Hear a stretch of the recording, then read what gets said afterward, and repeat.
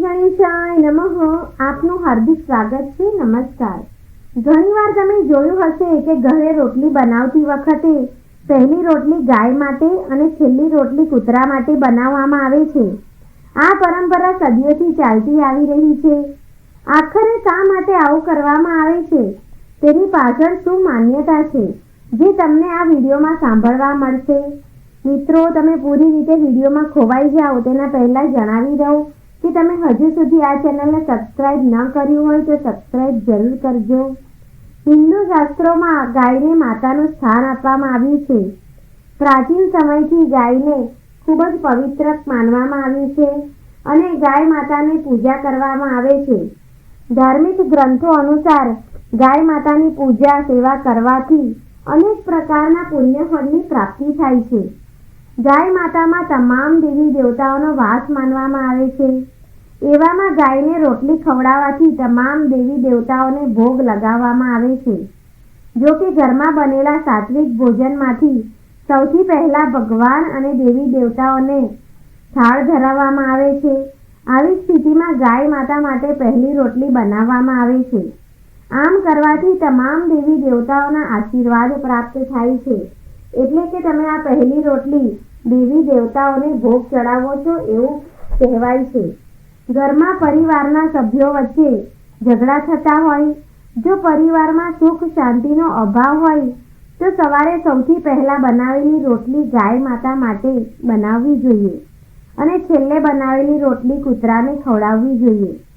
આમ કરવાથી ઘરમાં રહેતા પરિવારના સભ્યો વચ્ચે જે મતભેદ છે તે મતભેદ દૂર થતો જણાશે.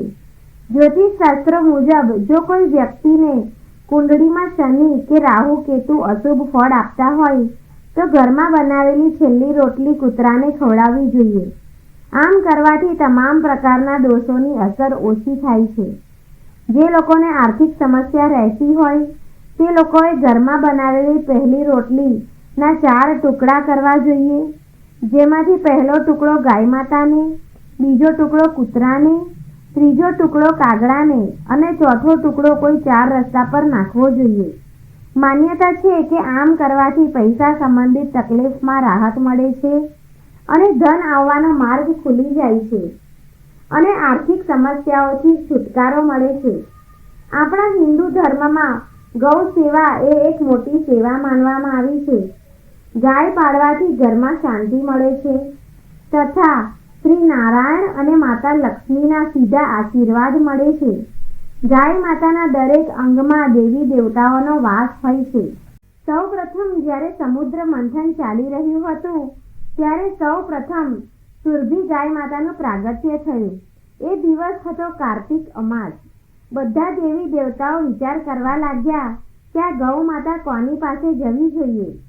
બધાએ ગૌ માતાનું સ્વરૂપ જોઈ લલાહિત થઈ ગયા હતા. ત્યારે ગૌ માતાએ કહ્યું કે સૌથી સરળ ઉપાય છે કે હું બધાને મારી અંદર સમાવી લઉં છું.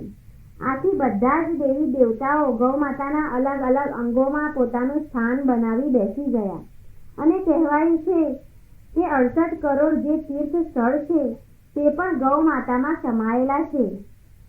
ગાયનું દાન એ મહાદાન છે. કહેવાય છે કે જ્યારે કોઈ વ્યક્તિ મરણ પથારીએ હોય અને ગાયનું પૂંછડું પકડવામાં આવે તો સ્વર્ગની પ્રાપ્તિ થાય છે. જ્યારે કૂતરો એ વફાદારીનું પ્રતીક માનવામાં આવે છે. કૂતરાને દરરોજ રોટલી આપવાથી આપણા દુઃખ દર્દ દૂર થાય છે અને બધી જ મનોકામના પૂર્ણ થાય છે. કેટલાક લોકો ગાયને રોટલી તો ખવડાવે છે પરંતુ અમુક ધ્યાન નથી રાખતા. મિત્રો, આપણે એ વાતનું ધ્યાન રાખવું જોઈએ કે ગાય માતાને કેવી રોટલી ખવડાવવાથી બચવું જોઈએ. તો આપણે ગાય માતાને પહેલી રોટલી તો બનાવીએ છીએ પણ એ રોટલી સમયસર ગાય માતાને ખવડાવી શકતા નથી. વાસી રોટલી ગાય માતાને ખવડાવવાથી ગાય માતાનું અપમાન કરવામાં આવે છે. શાસ્ત્રો અનુસાર જે ઘરમાં ગાય માતાનું અપમાન કરવામાં આવે છે ત્યાં ક્યારેય ઉન્નતિ થતી નથી. દેવતાઓને હંમેશા તાજો પ્રસાદ આપવો જોઈએ. ગાય માતામાં 33 કોટી દેવતાઓનો વાસ માનવામાં આવે છે. માટે ગાય માતાને વાસી રોટલી ખવડાવવી એ ગાય માતાનું અપમાન ગણવામાં આવે છે. આથી આપણે ગાય માતાને વાસી રોટલી ખવડાવવાથી બચવું જોઈએ. જો તમે ગ્રહોની શાંતિ અને જીવનમાં સમસ્યાઓને ઓછી કરવા માંગતા હોય તો તમારે ગાય માતાને ગોળ અને રોટલી ખવડાવવી જોઈએ. જે લોકો ગાય માતાને રોટલી ખવડાવે છે, તેમનું પૂજા સન્માન કરે છે, એ લોકો ઘોર પાપોમાંથી મુક્તિ મેળવી સ્વર્ગ પામે છે અને ધનવાન કુળમાં જન્મ લઈ સુખ ભોગવે છે. આથી જ કહેવાય છે કે ઘરમાં રોટલી બનાવતી વખતે પહેલી રોટલી ગાય માટે બનાવવામાં આવે છે. જો મિત્રો તમને આ લેખ પસંદ આવ્યો હોય તો આ વિડીયોને લાઈક કરો, તમારા સગા સંબંધીઓ સાથે શેર કરો અને ચેનલને તમે પહેલીવાર જોઈ રહ્યા હોય તો સબસ્ક્રાઇબ જરૂર